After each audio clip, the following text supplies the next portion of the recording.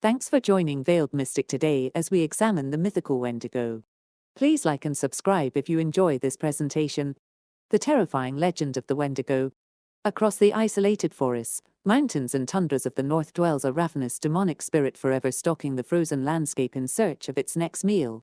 This lanky, hairy, clawed beast towers over men with grey rotting skin pulled tight over its bony frame. It haunts both waking life and nightmares with a singular drive to feast on human flesh. From the Great Lakes region across Canada to Alaska, northern native tribes whisper warnings not to tread too far alone into the wilderness lest you encounter the man-eating monster called the Wendigo. What follows is an in-depth examination of the history and lore surrounding this apex predator of Native American legends. Origins of the Wendigo mythos. The first known legend specifically referring to man-eating Wendigo spirits emerged among Algonquian Native American tribes who ranged across the northern United States and Canada. The Cree, Ojibwe, Saulteaux and Blackfoot peoples all had variants of Wendigo mythology warning against cannibalism and greed. But similar folklore of corpse-eating winter demons appears under different names across virtually all circumpolar cultures. The Inuit, Innu and Lakota told of the ice giant. The Aleutes had stories of the Tizarek. Siberian Yupiks feared the Tiz-H-Ga. Ancient Assyrians even possessed legends echoing Wendigo featuring the flesh-eating demon Zu who had the wings, claws and fangs of a monstrous eagle.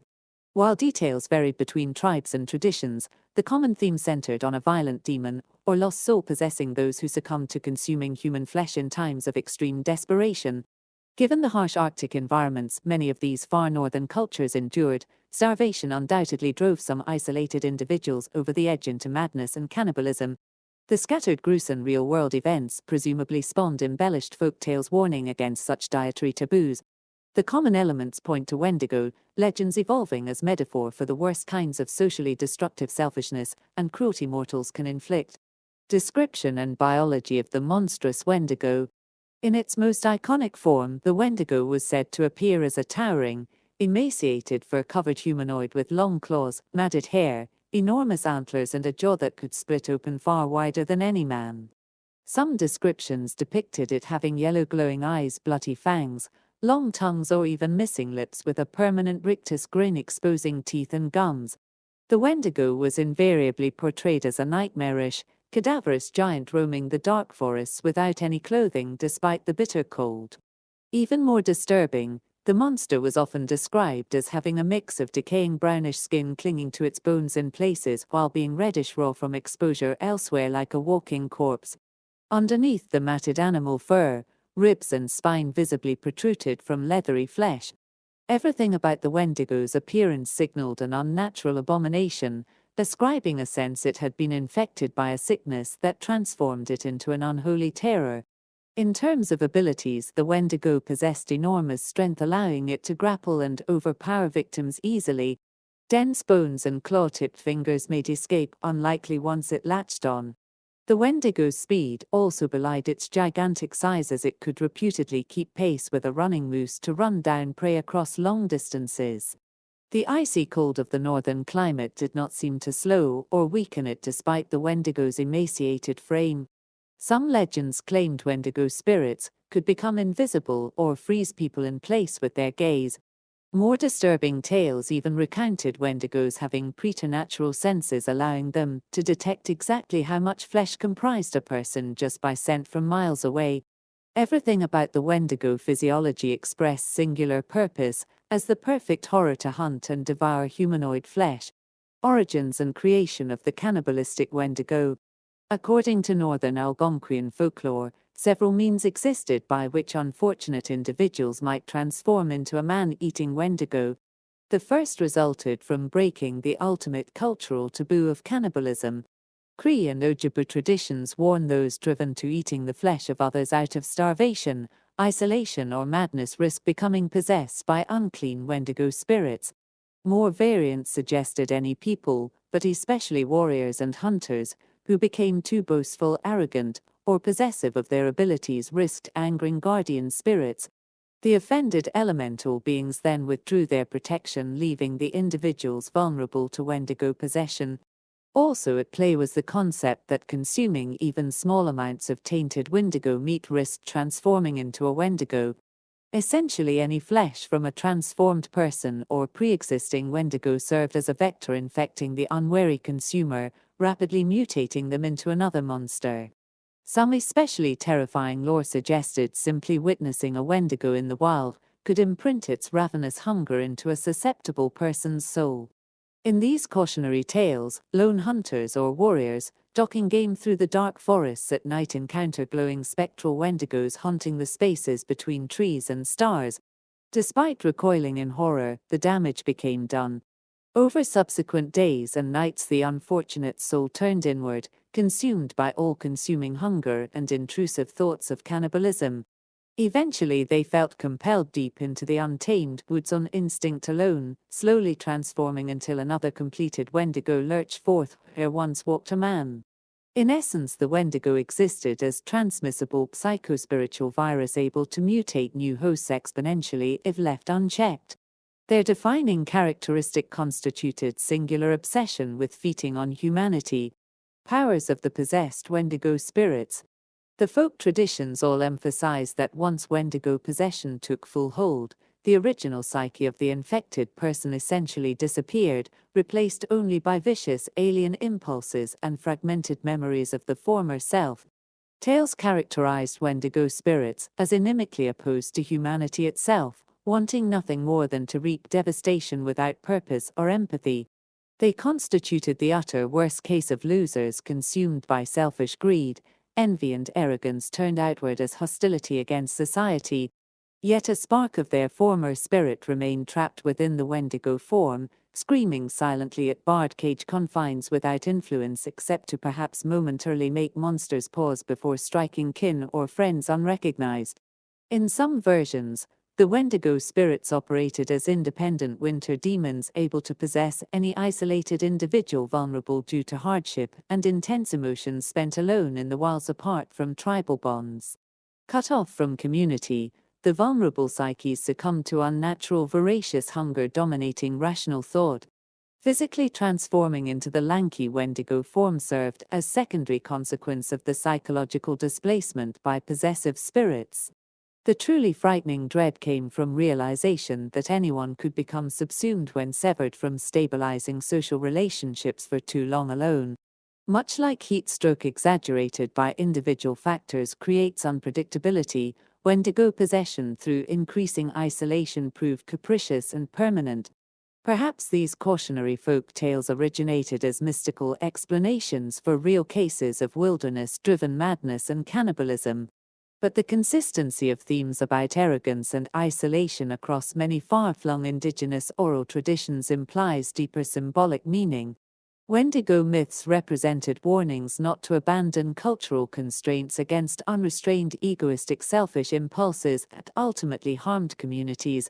Passing down disturbing lessons about corrupting hunger run amok reinforced rules promoting balanced personalities able to overcome adversity without surrendering morality for monstrosity.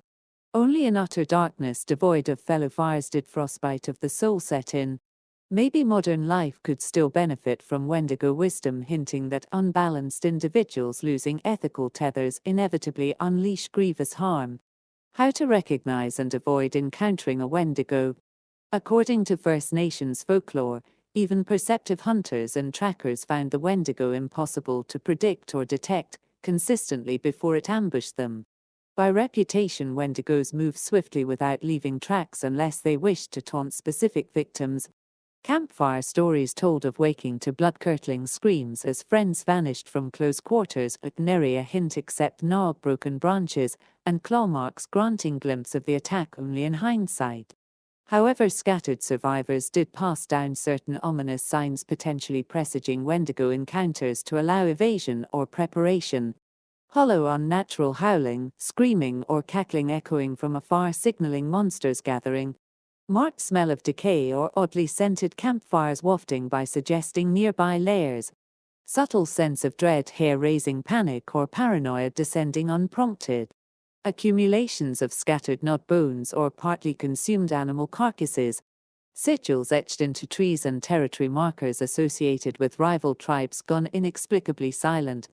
Dream visions featuring emaciated humanoids stalking camps or homes then vanishing. By themselves, each sign remained ambiguous, as the harsh winter climate constantly threatened death for both predator and prey.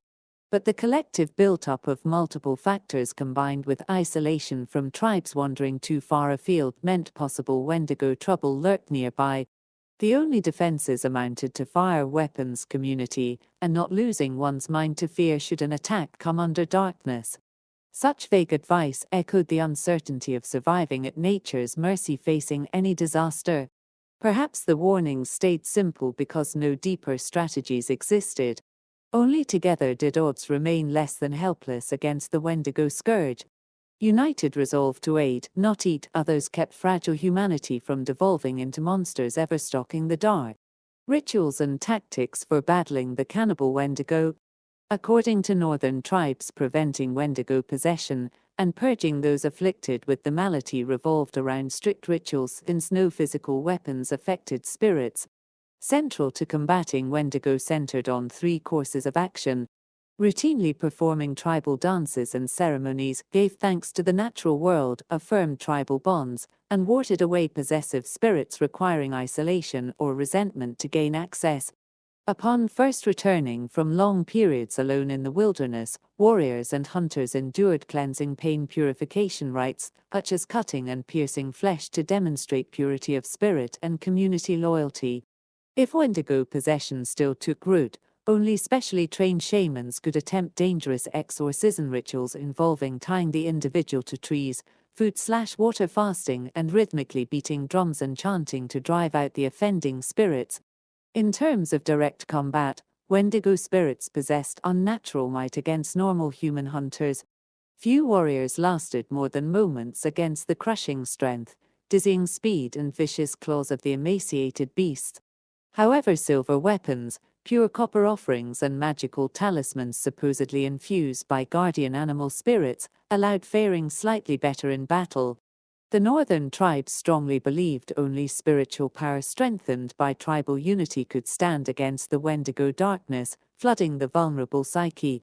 United resolve bolstered the vital light, keeping madness at bay even amidst the fiercest winter.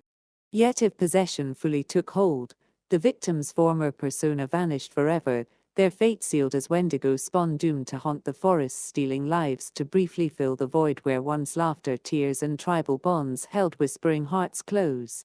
Then the only mercy kinsfolk could offer the damned amounted to swift death by axe, and fire followed by scattering charred bones so it could not rise again. Sacred tradition dictated if possible the remains and lair must be purified with sage smoke to release the corrupted wandering spirit. Only annihilation ended the Wendigo curse, never a cure once personality fully displaced. Prevention sustained fragile hope against relentless night always descending from Arctic peaks. Modern Wendigo encounters and sightings. In modern times, most people relegate Wendigo legends as colorful folklore from old tribal storytelling traditions. Yet occasional disturbing reports still surface hinting the northern monster hides just out of sight, patiently waiting for isolated victims wandering astray. Freak accidents, strange disappearances, and grisly remains do sometimes emerge deep in the subarctic forests far from civilization. Trekkers describe panic after hearing foliage rustling, footsteps stop just out of sight no matter direction turned. Campers awaken finding strange long-clawed tracks surrounding tents that stop abruptly short of entry flaps.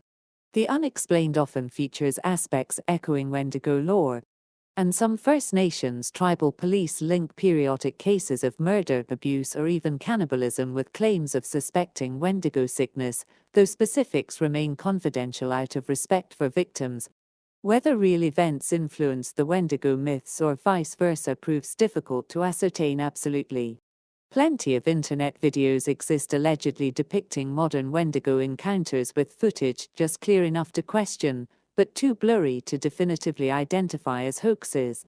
Photos frequently amount to tree breaks and camouflage shapes resembling anything from dying bears to Bigfoot. Wendigo sightings get shared alongside Wendigo spirit photos rather indiscriminately.